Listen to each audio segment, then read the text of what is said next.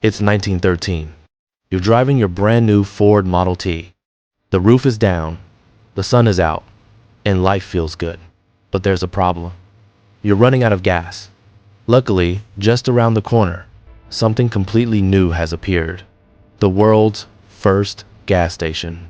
You pull in, refill your car in seconds, and drive away. At the time, this felt like a small convenience. But in reality, it planted a seed that would change the world forever. The car market exploded. Roads filled with vehicles. And within just a few decades, more than 150,000 gas stations appeared across the country, giving people a freedom they had never experienced before. Over time, gas stations evolved from dangerous fire hazards on the side of the road into ultra-efficient pit stops, quietly pumping nearly 3 billion gallons of fuel every single day. But behind this everyday experience is over a century of hidden engineering. Engineering designed to solve one deadly problem after another. To understand how modern gas stations work, we need to go back to a time before they even existed. In the late 1800s, most people didn't own cars, but they did rely on kerosene. It powered lamps, stoves, and heaters. To buy it, you'd visit a hardware store, where an employee would pour kerosene straight into a metal can. When early cars arrived, people used the same method. They carried fuel in cans and poured it into their cars using a funnel. It was slow, messy, and extremely dangerous. There had to be a safer and faster way. That's when American inventor Sylvanus Bowser introduced the fuel pump. It was a hand-cranked machine that pushed kerosene through a one-way valve and out of a nozzle. Each full turn delivered exactly 1 gallon. Soon, these pumps appeared along city streets, allowing attendants to fuel cars quickly. But there was a problem. Customers had no way of knowing if they were actually getting what they paid for. To solve this, engineers introduced the visible fuel pump. Fuel was first pumped into a glass container on top of the machine, clearly showing the exact amount. Then, using gravity, it drained into the car. This worked well at first. In 1900, there were only about 8,000 cars in the entire United States. But just 12 years later, that number jumped to over 1 million. Cars flooded the streets. Traffic backed up around pumps, and small above-ground tanks couldn't keep up. Worse still, storing fuel above ground was incredibly dangerous. One mistake could cause a disaster. So in 1913, the Gulf Oil Company opened the first dedicated fueling station in Pittsburgh.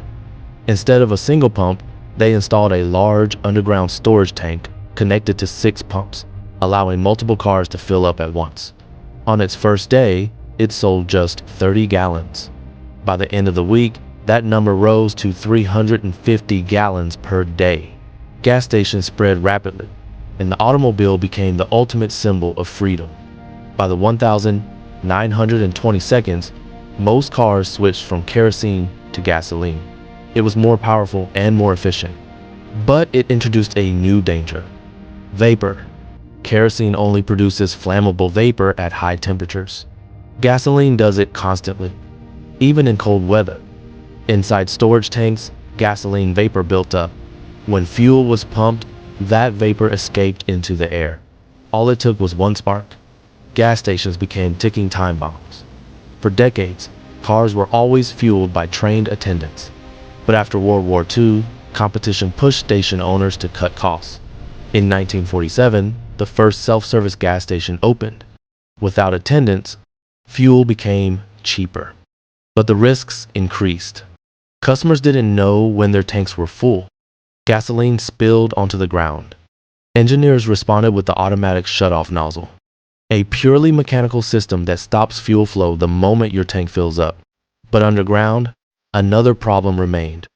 Gasoline vapor still built up inside storage tanks. When tankers refilled them, vapor was pushed into the open air. At the same time, steel tanks slowly corroded, leaking fuel into the soil. Modern gas stations solve this with advanced engineering. Today, underground tanks are made from fiberglass. They resist corrosion and contain multiple safety systems. When a fuel truck arrives, it connects to a fill valve and pumps gasoline into the tank. As the tank reaches about 95% capacity, an internal valve shuts off the flow, preventing overfilling. At the same time, a second hose captures gasoline vapor and sends it back into the truck. That vapor is later condensed and reused. When you fill your car, a pump at the bottom of the tank pushes fuel upward through filters and pipes into the dispenser. From there, it enters the nozzle. Inside that nozzle is one of the most elegant mechanical designs ever created. As fuel flows through a narrow opening, it creates low pressure. Air is pulled through tiny channels using the Venturi effect. As long as air flows, fuel continues. But when your tank fills, fuel blocks the air inlet. Pressure changes instantly. A small membrane lifts, ball bearings drop, and the valve snaps shut.